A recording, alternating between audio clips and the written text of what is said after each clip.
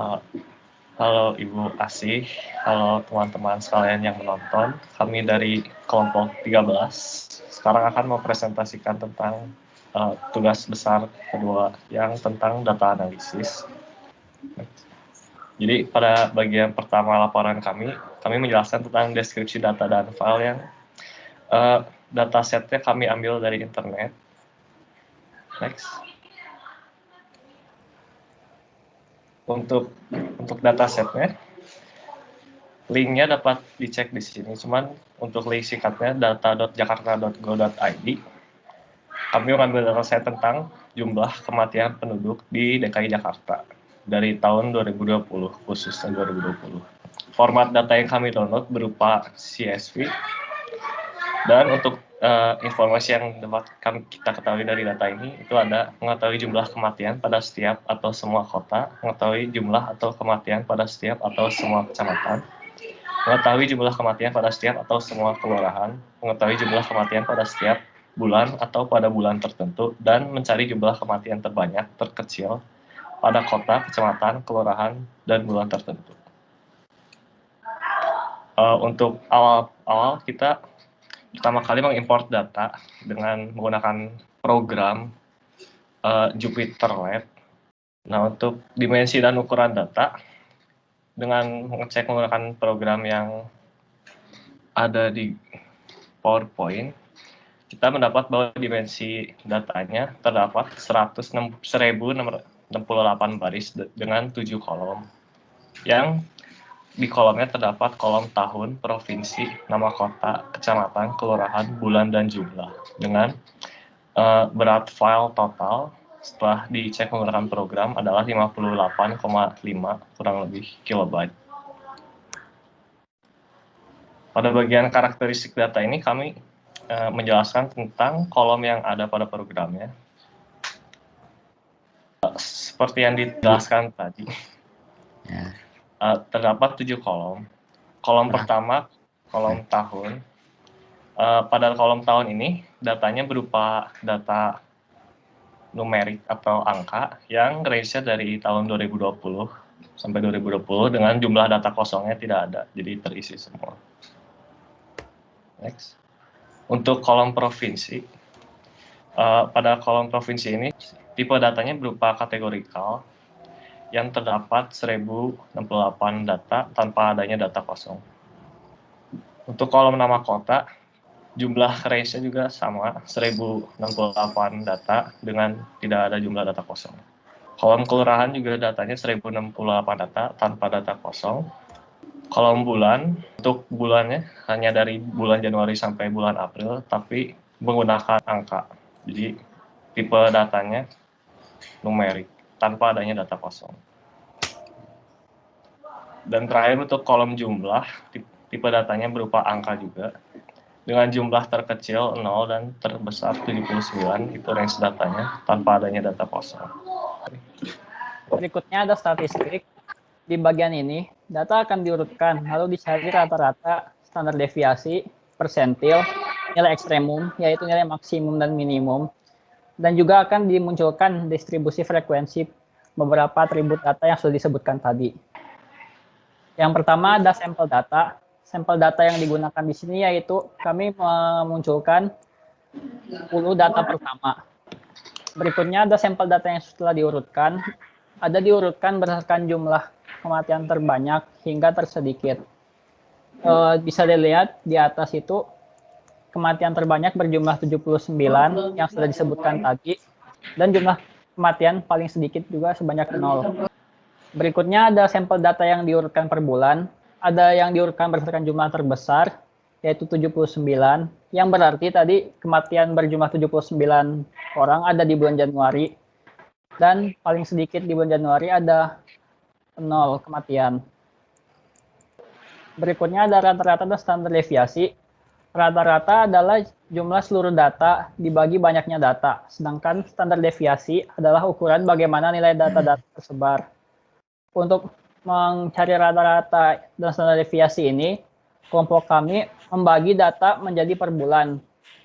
Setelah data dibaca dengan menggunakan rumus read CSV, data akan dibagi menjadi beberapa bagian yaitu per bulan dengan menggunakan df log.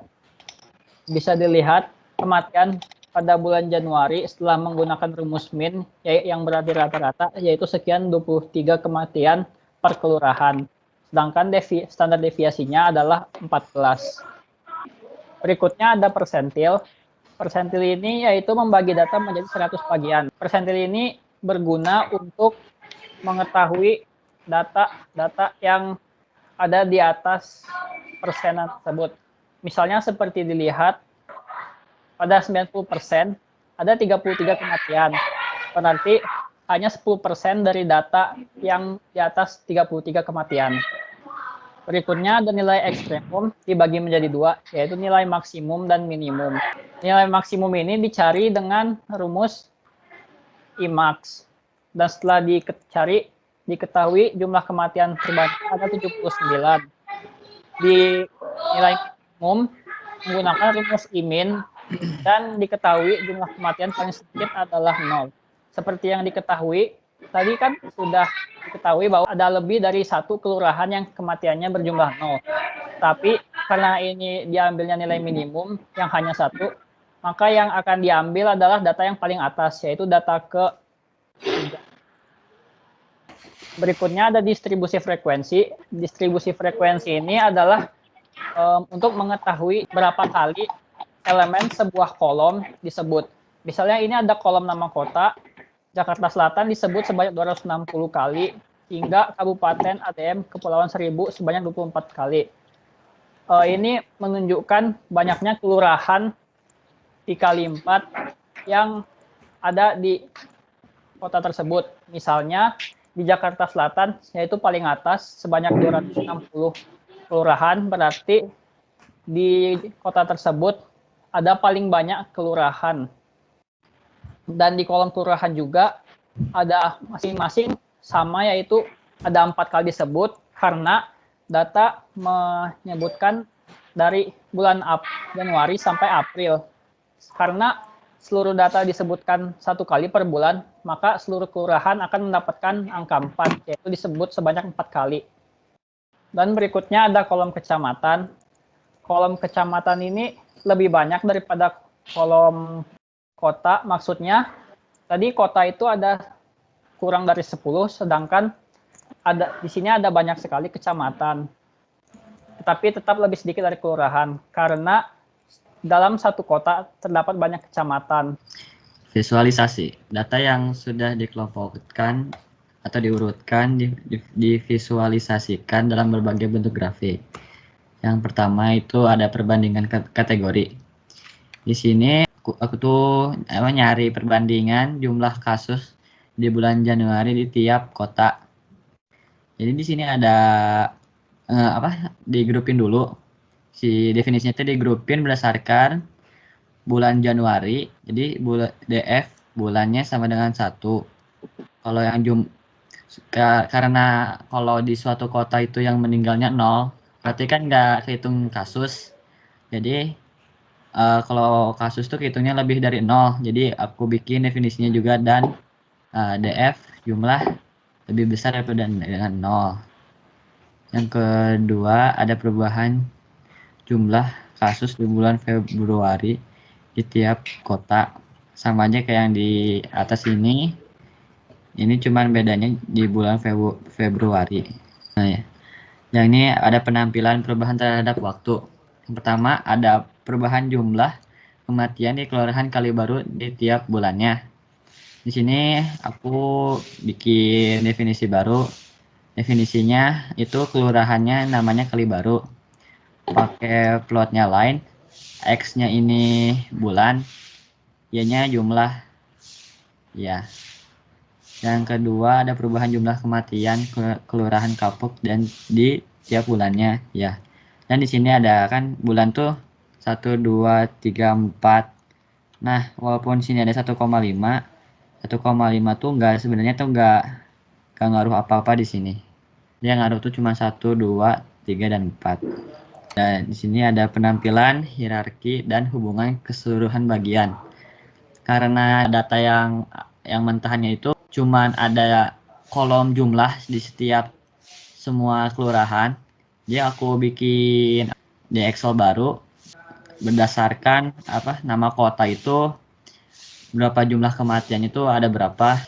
Biar ngegampangin aku pakai grup by nama kota, bulan, dan ininya angkanya dijumlah, bisa unstack. Terus ini dibikin Excel baru, jadi tuh aku nge-read Excel lagi pakai ini. Terus aku baru bisa bikin apa namanya nih, visualisasi hubungan jumlah kematian pada tingkat provinsi per bulan. Di sini ada plotting relationship. Di sini ada perbandingan jumlah kematian per Januari dan Februari. Dan di sini tuh maksudnya ada tiap kelurahan tuh kan kematiannya itu beda-beda. Jadi di sini tuh diagramnya yang X-nya bulan pertama, Y-nya bulan kedua. Di setiap kelurahan tuh mempunyai jumlah kematian yang berbeda dan divisualisasikannya di sini. Yang kiri itu bulan 1 dan bulan 2. Yang jumlah yang kanan ini plottingnya yang bulan 3 dan 4. Selanjutnya adalah korelasi data. Pada bagian ini itu dua buah data akan dihubungkan satu sama lain sehingga didapat hubungannya apakah berbanding lurus ataupun sebaliknya. Kalau berbanding lurus nilainya akan positif dan mendekati 1. Sedangkan kalau berbanding terbalik nilainya akan negatif dan mendekati negatif 1.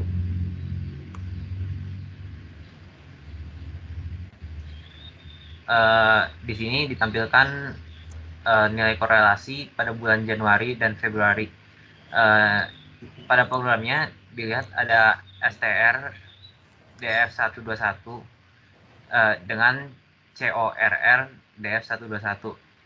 CORR ini itu artinya korelasi, dan digambarkan juga scatter plot untuk lebih memudahkan melihatnya.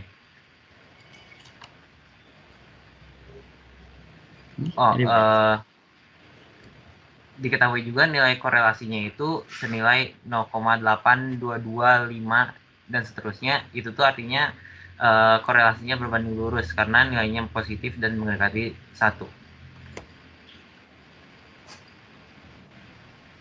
Selanjutnya adalah korelasi antara bulan Januari dan bulan Maret.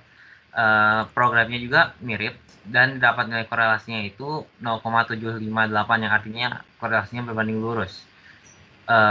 Di sini juga digambarkan menggunakan scatter plot. Selanjutnya juga pada bulan Januari dan April programnya sama, nilai korelasinya itu 0,573, artinya itu nilai korelasinya berbanding lurus tapi tidak terlalu tinggi. Di sini udah memasuki bulan Februari, korelasi antara bulan Februari dan bulan Maret.